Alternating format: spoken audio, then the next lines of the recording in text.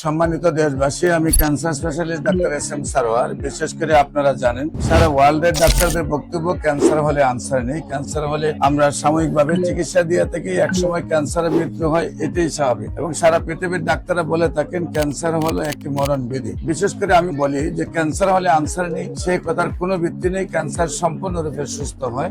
এবং আপনারা ক্যান্সার গবেষক doctor SM Sarwar YouTube, Facebook, Google, টিকটকে যদি আপনারা সার্চ করেন, দেখবেন 5,500-এর ঊর্ধ্বে ক্যান্সার রোগী আছে যারা সুন্দরভাবে সুস্থ হয়েছে, যাদের একদম গলা থেকে ফিনিশ পর্যন্ত অপারেশন হয়েছে, 8-10 বার বিছানায় পড়ে গেছেন, ডাক্তাররা বলছেন আর চিকিৎসা নেই। তাদের আপনারা আল্লাহর অশেষ রহমতে গণস্বাস্থ্য হোমিওর চিকিৎসায় সম্পূর্ণরূপে সুস্থ হয়েছে।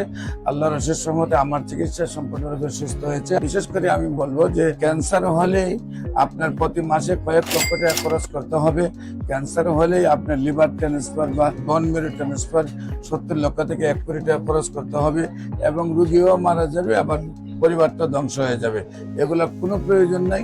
আল্লাহর অশেষ রহমতে হোমিও চিকিৎসায় নিয়মিত 4 মাস চিকিৎসা স্থায়ীভাবে সুন্দরভাবে সুস্থ হয়ে যাবে। নিয়মিত 1 বছর চিকিৎসা চালাইতে হবে।